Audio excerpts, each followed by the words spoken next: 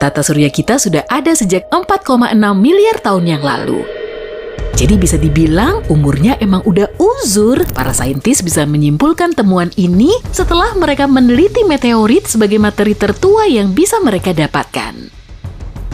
Di Venus, kamu nggak akan bisa berlama-lama memakai topi. Berdiri di permukaannya aja sulitnya minta ampun. Angin di situ sangat kencang dan angin atasnya bertiup 50 kali lebih ngebut dari kecepatan rotasi Venus. Angin kencang ini terus menerjang permukaannya dan makin lama semakin ganas. Kamu pengen datang langsung ke situ ya? Oke, berarti kamu perlu menempuh perjalanan lebih dari 17 miliar kilometer dari bumi sebelum keluar dari tata surya. Jangan lupa bawa Google Maps ya. Metana adalah produk samping berwujud gas yang dihasilkan dari aktivitas vulkanik. Selain menjadi bagian dari atmosfer Mars, materi ini juga terus-terusan bikin para astronom kebingungan. Volumenya juga berubah-ubah dan mereka nggak tahu pasti asal-muasalnya.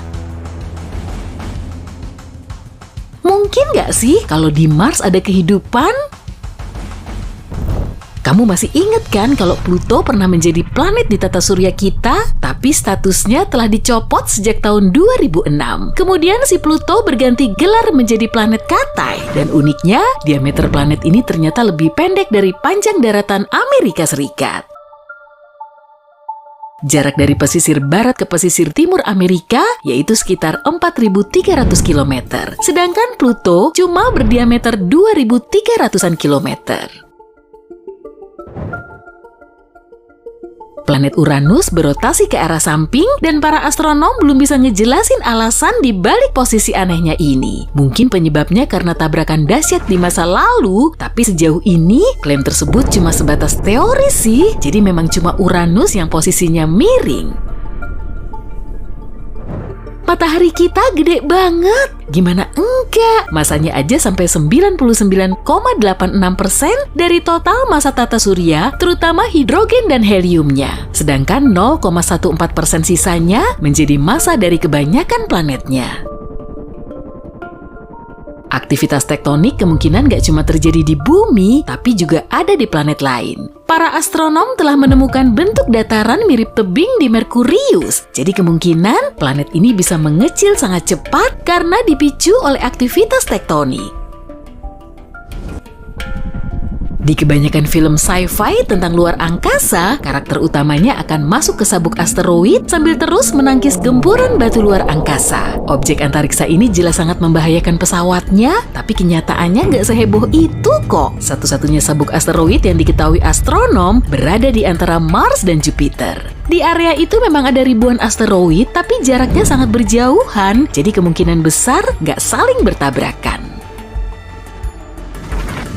Di balik orbit Neptunus, terdapat sabuk Kuiper yang dipenuhi objek es raksasa. Tapi anehnya, para saintis nggak bisa memperkirakan pola gerakannya. Jadi mereka cuma bisa ngejelasin planet tersebut mungkin berada di balik Neptunus.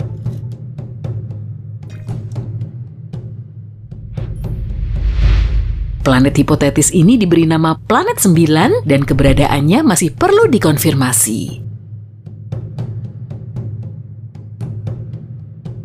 Perbedaan antara gunung berapi di bumi dan di Pluto ibarat seperti api dan es. Beneran, gunung berapi di bumi ngeluarin lava, tapi kalau di Pluto ngeluarin es. Jadi saat membeku, air mulai memuai dan tekanan kuat ini terus terakumulasi sampai akhirnya duar. Esnya meletus. Akibat dari proses ini, terbentuklah kriovolcano baru. Salah satu satelit Saturnus, Iapetus, memiliki dua warna unik. Salah satu sisinya disinari cahaya terang, tapi sisi lainnya gelap mencekam. Dan para ilmuwan masih belum bisa menyingkap misteri ini. Keanehan lain soal Pluto bisa terlihat di atmosfernya. Atmosfer di planet Katai ini jauh lebih tinggi dibandingkan atmosfer bumi. Di dalamnya juga ada lebih dari 20 lapisan yang semuanya sangat dingin dan super padat. Kita hidup di dalam matahari. Waduh, maksudnya gimana tuh? Masa iya sih kita menghuni bola panas kemerahan sejauh 150 juta kilometer itu? Enggak lah, tapi atmosfer matahari membentang jauh sampai keluar dari permukaan yang terlihat. Dan bumi kita masih berada di dalam jangkauannya. Malahan, hembusan angin suryalah yang menciptakan fenomena menawan seperti aurora. Lautan di Jupiter lebih luas dari semua laut di tata surya kita. Tapi kok beda ya dari laut yang biasa kita lihat? Gak seperti di bumi yang dipenuhi air, lautan di Jupiter berisi hidrogen metalik. Dan kedalamannya mencapai 40.000 km atau hampir setara dengan keliling bumi. Atmosfer matahari lebih panas dari permukaan sang bintang, suhu permukaannya mencapai 5.500 derajat Celcius, tapi di atmosfer atasnya bisa sampai ratusan ribu derajat Celcius. Dan menurut dugaan para saintis, semburan panas dari matahari punya keterkaitan dengan fenomena unik ini. Cincin indah Saturnus pertama kali teramati pada tahun 1600-an. Dan ternyata beberapa planet lain juga bercincin loh. Semua planet gas raksasa, Uranus, Neptunus, dan Jupiter diketahui memiliki cincin, tapi cincinnya ini sangat tipis dan sulit dilihat. Tapi planet Mars, Venus, dan Bumi terdiri dari batu, jadi nggak memiliki cincin. Galaksi Bima Sakti nggak cuma menaungi tata surya kita. Galaksi yang kita tempati ini memiliki 100 miliar tata surya. Itu baru di galaksi kita aja loh. Pasti jumlah totalnya di seluruh alam semesta bakalan banyak banget tuh. Batuan dari Mars bisa ditemukan di bumi kita. Para saintis telah menganalisis kandungan kimia meteorit yang ditemukan di gurun Sahara, Antartika, dan berbagai tempat lain. Dan mereka dibikin kaget bukan main setelah tahu kalau sampel tersebut berasal dari Mars. Karena jaraknya paling dekat dengan matahari, Merkurius sering dianggap paling ngebul, padahal kenyataannya nggak begitu loh. Venus ternyata lebih panas dari Merkurius, meski jaraknya terpaut 48 juta kilometer dari jarak matahari ke Merkurius. Planet ini punya atmosfer yang sangat tebal, sekitar 100 kali lebih padat dari atmosfer bumi. Kebanyakan atmosfernya juga mengandung karbon dioksida alias gas rumah kaca. Makanya, suhu Venus bisa naik sampai 468 derajat Celcius. Suhu segitu bisa dipakai untuk lelehin timah loh. Tapi kalau di Merkurius, suhu maksimumnya cuma mencapai 427 derajat Celcius.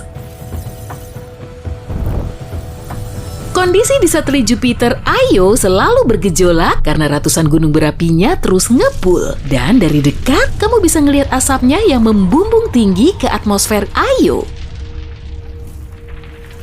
Sejauh ini gunung berapi paling besar di seluruh tata surya berlokasi di Mars. Diameternya kurang lebih 624 km dan tingginya setara dengan Gunung Everest. Tapi gimana ya bisa ada gunung segede itu?